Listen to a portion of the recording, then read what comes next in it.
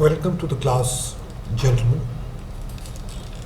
In today's class, I shall be talking to you about layout of a retail store. Earlier we have talked about activities in a retail store. We have talked about the staff. We have talked about the organization. Today we will talk about the store's layout in a retail unit. The basic principle behind a store layout is comfort, comfort of the salespeople, customers, economy of operation, maximum yield per square foot, and ease of operation. Ease of operation means there are no congestions, there are no choke points, all the traffic, all the goods move in a predetermined direction without any kind of confusion. What are the objectives of a store environment? Basically, it is to get the customers into the stores. That is the store image. This serves as a critical role in the store selection process. Important criteria include cleanliness, label prices, accurate and pleasant checkout clerks, and well-stocked shelves. The store itself makes the most significant and last impression. The more the merchandise, customers are expected to that is present in an ordinary manner, the more they tend to buy. Retailer focusing more attention on in-store marketing rupees spent in the stores in the form of store design, merchandise, presentation, visual display, and in-store promotion should lead to greater sales and profits. It is easier to get consumer in your store to buy more merchandise than planned than to get a new customer into your store. So that must be remembered. What are the objectives of a good design? A good design should be consistent with the image and strategy of the store. It should have positive influence on the consumer behavior. The costs have to be considered against revenue.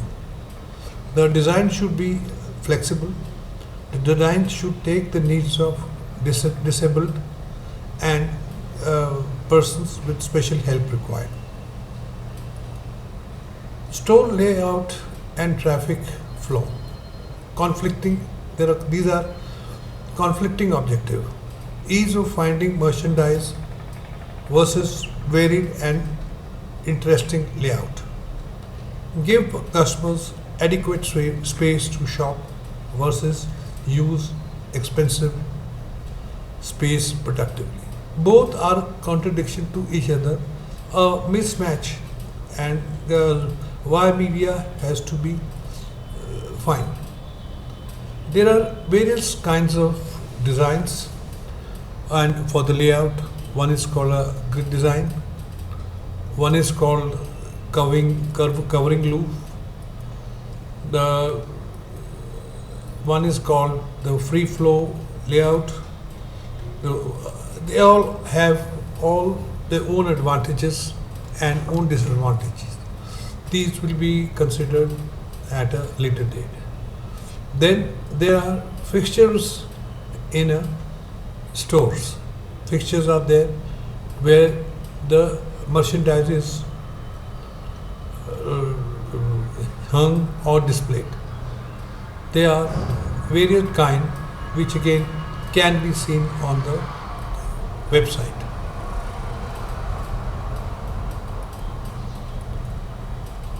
Now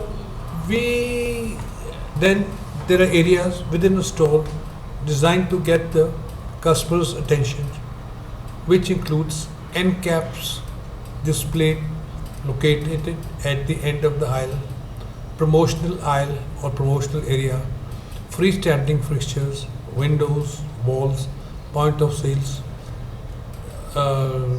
display areas. So all that goes into the store.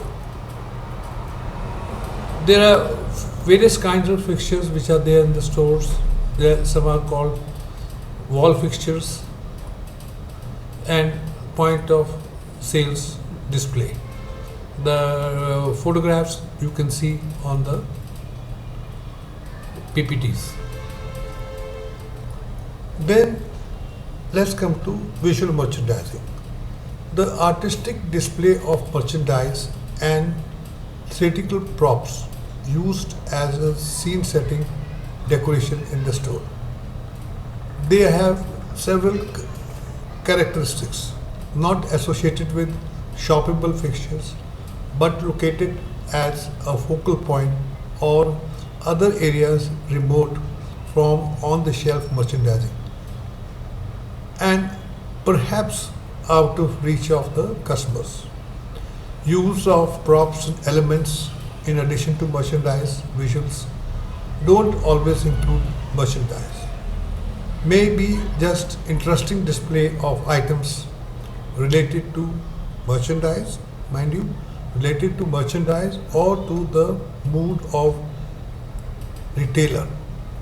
This may tend to uplift the mood of the retailer.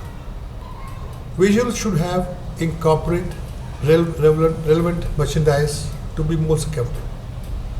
Retailers should make sure that displays don't create walls that make it difficult for shoppers to see other areas of the store. Very logical that you should not have a screen which can't make you see the other side of this thing. The basic unit setup is which houses the unit. Then there's approach, exit, parking space. There's a display area. There's a storage area. There's an office area, and various other places are there in a store. So each one has its own place. But for you to just know is good enough so that at a later date you can you feel comfortable when you come to a store. Then in a store there's a storefront design. That is, when you enter the store, there are displays in the showrooms. These are to clearly identify the name and general nature of the store, give hint as to merchandise inside, includes all exterior signage, in many cases includes store windows and advertising medium for the store, window displays which should be fun, exciting and reflect the merchandise offered inside. So in this there's no end to the description, but I'm just trying to give you some general ideas which are of relevance to you. Atmospheric, the design of environment via visual communications, music, lighting, color, sound, scent. These are used to stimulate customers' perceptual and emotional responses and ultimately influence their purchase buyer. So you as a person on the shop floor should try and understand the reason for atmospherics which help the in the purchase behavior. Then there are visual communications to coordinate various signs and graphics, inform customers. One needs to keep these signs and graphics as props. They should be kept signed and fresh. They should have appropriate typeface and they should create a theatrical space. Now again, then the store must the unit must have centralized receiving of the goods. It must also have products awaiting display. They may be close to the store or maybe at a different level altogether. Principles of layout of the stores are many, and we will discuss it in a later class. Thank you. I hope it's been able to give you some ideas about the layout of a store.